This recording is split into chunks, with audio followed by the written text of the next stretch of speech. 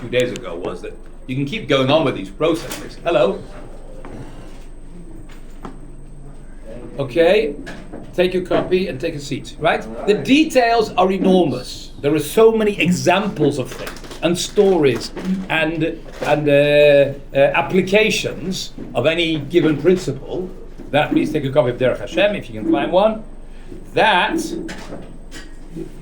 mehachil otam seichel. There's really too much information for any one person to contain.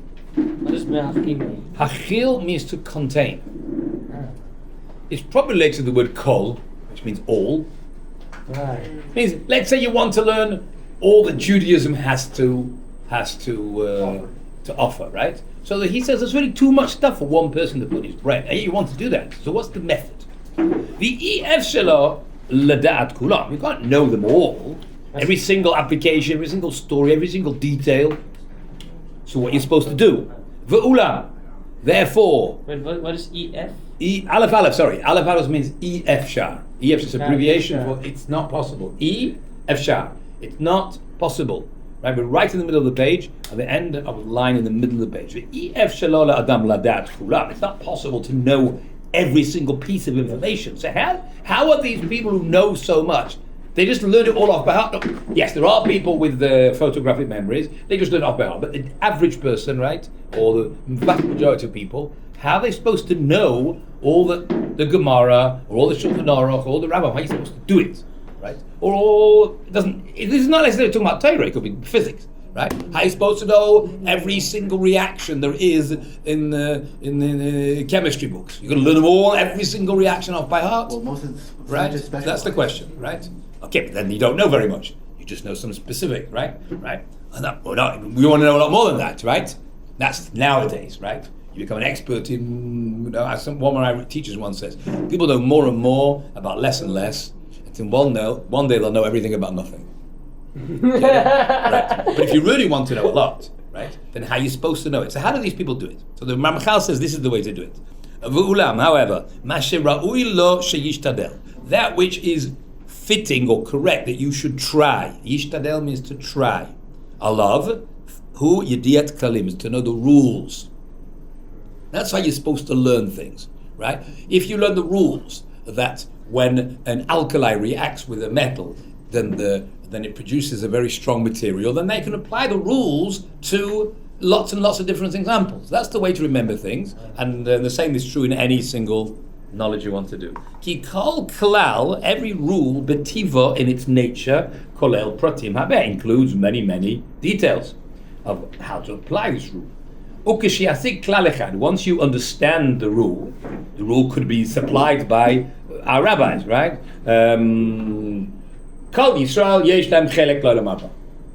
Every Jew has a portion of the world. That's a rule, right?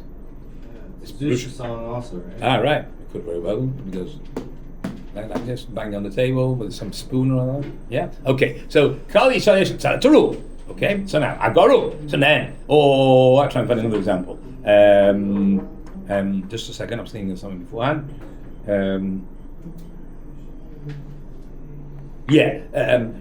Call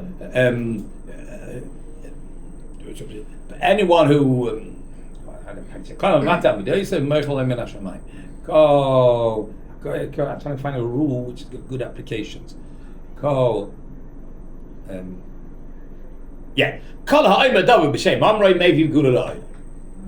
what does that mean? Anyone who says something in the name of the person who heard it from brings redemption to the world. Okay?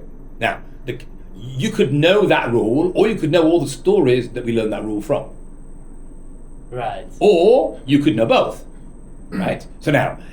So he says like this. If you know the rule, once you've understood one rule, nimtza masig me'elav, you'll automatically understand on your own misparav min hapratim, the details that come from that rule. Even though you didn't actually notice this adayin yet, you didn't even realize that these were examples of this rule. So you knew a lot of information, a lot of stories, or a lot of reactions, right? And you didn't know the rule behind them. One of these examples will come to your hand after you've learned the rule. Then you will not miss it. You may have missed the point when you just knew the story. Once you know the rule, right, it'll be much easier to notice the point of this story once you've learned the rule. Once you know the rule, which I'm not sure what I'm trying to say over there. It means you couldn't be without it. Chazal said, Le'olam, this is a Gemara. The Sifri says, Yiyeh divrei Torah dalatav means the words of Torah, biyadecha, in your hand, klalim. You should have them as rules. Velo pratim, not details. That's how you're supposed to learn. But it's not, I suppose, not only in Torah. I just think any information. If you couldn't manage to work out the rule or learn the rules, then it'll be much easier to remember the rules and not have to remember every single case. When the cases come, you'll see how the rules apply. That's much easier to do than to remember the case. So you know that when you do something on Shabbat in a strange way, it then reduces it from, you do it with your elbow, right? Or you carry something under your armpit, which is a bit of an strange thing to do. You reduce it from a biblical transgression into a rabbinic transgression. Okay, so that's a rule. Instead of learning all the examples of that, which could, when you learn Shulchan Aruch, you'll see 500 examples of that.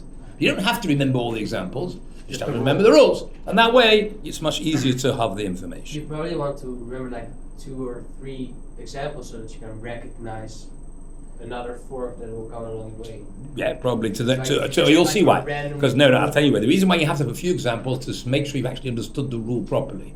As you're going to say now. Right. Okay? See, you said, for example, if I say, you have to read as he's going to say, you have to read the rule. If the rule has been established by people who went through all the details and then made the rule based on the details, if you read the rule properly and nuance the words, then you'll get the right message. If I say, Kol Yisrael yesh lehem chelek lo yom haba, there's a lot of nuances there. It didn't say every Jew. There's other words for Jew. It says Kol Yisrael, right? Right? Maybe it's specific that. Yesh lehem chelek lo yom haba. It says they have a portion. It didn't say they have Olam Haba, they have a portion in the world to come. So each of the details in the rule are written for a reason. And if you pay attention to the details in the rule, then you'll be able to apply the rule properly. Otherwise, you may include too many things or exclude too many things from your rule. That's what he's going to say in the next chapter. What you need to know about knowing rules. Who? You've got to know them with all their borders, and all their aspects. You've got to know all the limits of the rules and know all the aspects means exactly what the rule's trying to say. Otherwise, you get it. Like I've written. Even things that appear at first, that means without any consequence. It means why did everyone have to say like that? Does it really make any difference if it's like this or it's like that? Why was the rule established in such a long-winded way? You don't appreciate the significance of one of the aspects or one of the words in the rule. Right? And see, if you make the rule up, then you'll know why you made the rule up. But if you studied this rule, you're studying a physics book, all right, and it says anything taken from the left side of the periodic table will react very violently with things from the right hand side. Mm-hmm. Okay, and you don't say, well, or it says the far left, right? What difference how far left? It's on the left, it's on the left, it's on the right, it's on the right, right? No, whoever made that rule added the word far for a very specific reason, because it's only the ones on the first row which violently react with the ones on the.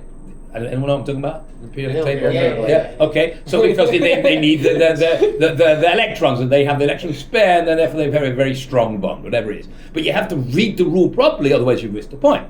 Right. Okay. I think that's what it's trying to say. Wait, what was na'adrei? Ne'edar in modern Hebrew means missing. Missing. Right. Wait, and so even though at first it looks like that the boundaries given to, or the aspects of this rule don't seem to have any tolada. Tola means something that's born out from him, like a yeled. They don't seem to have any significance. Like applications, or what does? Or doesn't seem to make any difference. This aspect of it. Did it exist? The rule? That the rule? No, that aspect of the rule. Why did anyone say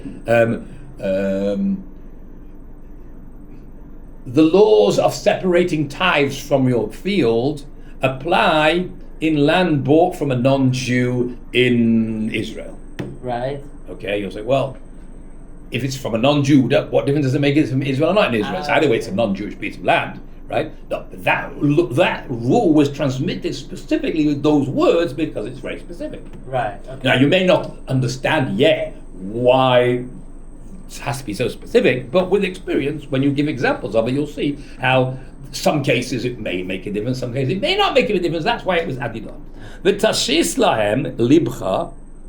Tzarich tishmor otam. You still have to guard them. V'tashis lahem libcha. Place your heart on them. V'lo tiyeh baz lahem. Don't push them away. Baz means to disrespect them. Ki ein lecha davar katon. There is no small thing, or gadol or big klal in the rule. She'ein lo makom toladav b'pratim, which won't show its consequence in the details. Maybe not always, right? But it was added on because it sometimes will make a difference. Umashelo yosif v'lo yigra. Even though sometimes it won't add on and won't take away b'ktsas pretan in certain details. Hine yolid toladav rabba b'zulatam. But in other cases, there'll be a big difference. So sometimes it may, sometimes it might. So even if in your experience you don't see why do you have to add that point on, it doesn't make a big difference. That's because in your experiences it hasn't made a difference. But there'll be other cases where it didn't make a difference. Since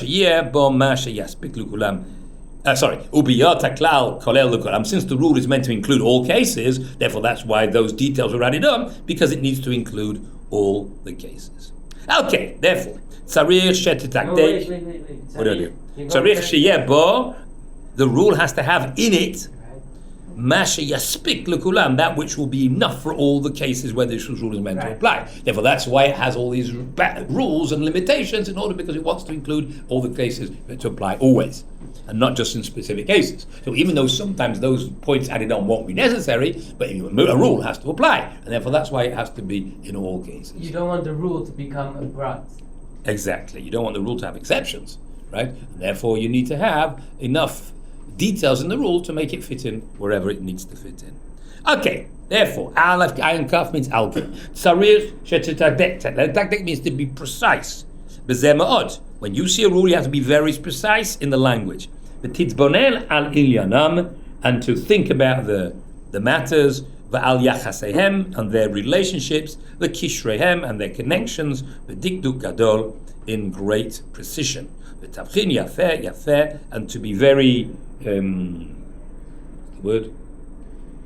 To investigate, no? Investigate or distinguish very well. Yafeh, hem shecham, that means the connection, the hishtal lusam, which means and how one leads to another. So if you've got a whole list of things all included in the rule, you have to see how they're all connected and lead one to another. Eich nimshachim inyan me'inyan min harosh v'ad hasof, how things connect from the beginning to the end. V'az tatzliach, and then you'll be successful. V'az taskil, and then you will understand things. Wow. So what he wants you to do is pay attention to what he's writing in the coming chapters, and everything's written, as the Vilna Gaon said, when the Ramchal writes, there isn't one extra word, and every word is, well, he doesn't talk about this book, he's talking about the shiurim, but that's the point. Okay, so if you people who are precise, and most people are precise, and they don't just add things for nothing, right? Then you should take their word seriously and understand exactly how one word connects with the next one, a concept connects with the next, and then you'll be able to get lots of information and understanding from what you're reading. Okay, that's really the end of the introduction, and from now on he'll talk about this book in specific, why he wrote the book and what it's really about, and what we're going to gain from it. Okay, and what the chapters are. We'll do that tomorrow, please God.